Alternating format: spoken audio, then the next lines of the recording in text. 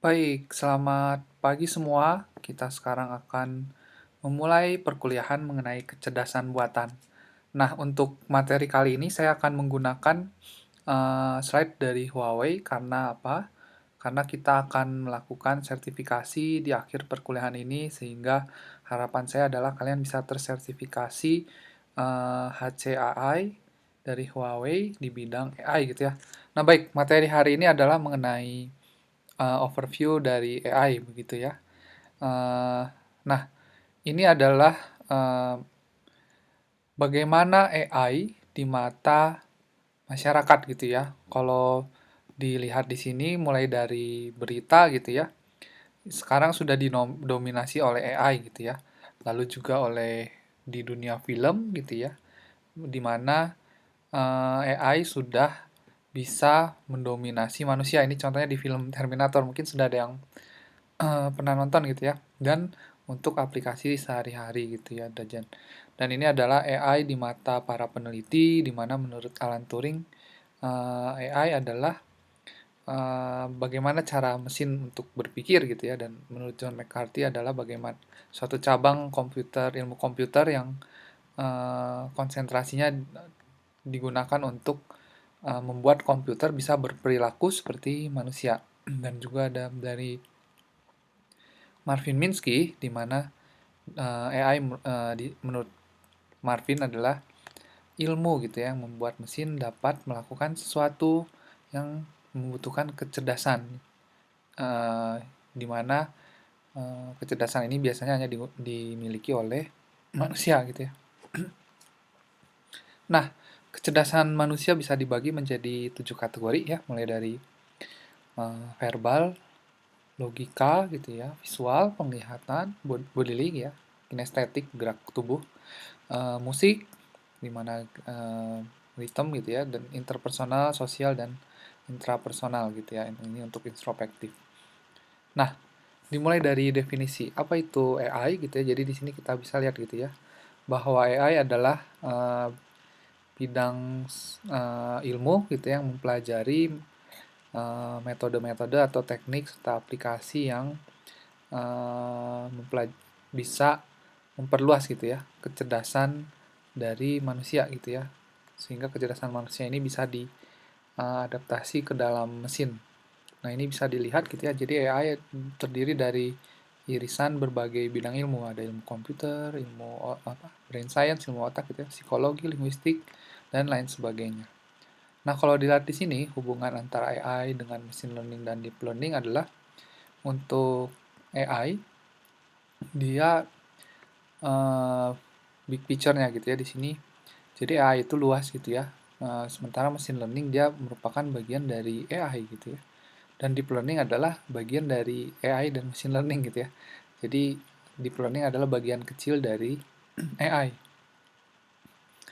Nah, untuk hubungan antara AI, machine learning, dan deep learning dapat kita lihat di sini. Jadi AI adalah uh, bagian ilmu utamanya, sementara machine learning adalah uh, suatu algoritma gitu ya, algoritma yang kita pelajari untuk meningkatkan pengetahuan mesin sehingga bisa berperilaku seperti manusia gitu ya. Dan deep learning adalah bagian dari machine learning gitu ya, lebih spesifik di uh, jaringan saraf tiruan ya. Dia deep learning ini jaringan saraf tiruan yang memiliki banyak hidden layer. Nanti akan kita pelajari apa itu hidden layer. Nah, ini ada 3 pemikiran dasar gitu ya yang mendasari AI. Pertama adalah simbolism gitu ya, bagaimana kita melihat uh, objek gitu ya sebagai simbol-simbol gitu ya untuk inference mesin. Lalu connectionism di sini. Nah, ini kalau kita lihat apel gitu ya, dia terkonek membentuk suatu tree gitu ya. Nah, ini connectionism ini jadi dasar bagi neural network dan deep learning. Lalu behaviorism gitu ya. Nah, ini untuk digunakan juga di bidang kecerdasan yang mendasari aksi gitu ya, aksi dari si agen gitu ya, yang mendasari aksi gitu ya, bagaimana si agen melakukan aksi gitu ya, berdasarkan perception lingkungan yang ada di sekitarnya. Nah ini sejarah dari AI dimulai dari tahun 1956 gitu ya, di mana pertama kali AI dipropose gitu ya sampai 2020 gitu ya, dimana semakin lama si AI ini semakin cerdas ya bisa dibilang gitu, sampai di tahun 2017 gitu ya, si AI ini bisa mengalahkan pemain Go level 1 gitu ya. Aplikasinya dinamakan AlphaGo gitu ya. Nah, ini contoh dari teknologi AI gitu ya, karena AI luas, jadi kita bisa mulai dari aplikasi, layer proses, chip, device, algoritma, lalu ke aplikasi. Ini semua berhubungan dengan teknologi AI gitu ya.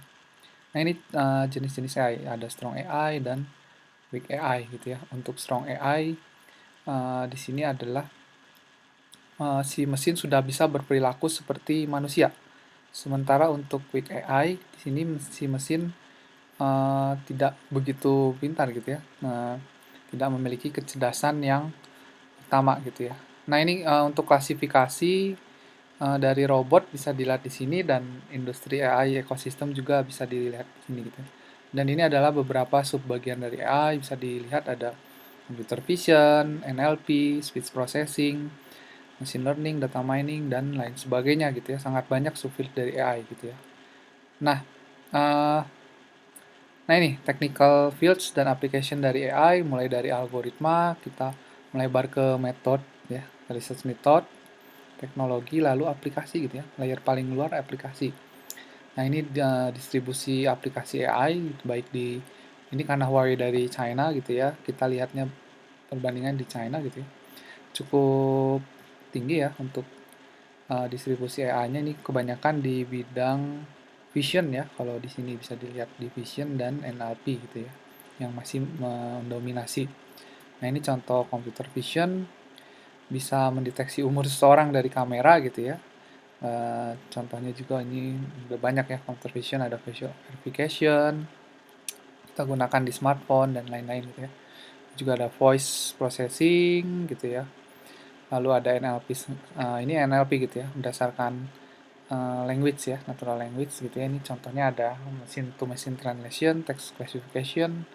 Nah ini juga beberapa AI di bidang lainnya gitu ya, ada di healthcare, security, smart home. Nah ini masuk juga ke smart city yang lebih kompleks lagi. Nah ini digunakan juga, AI banyak digunakan di retail gitu ya. Dan untuk autonomous driving ya, kendaraan tanpa awak gitu ya.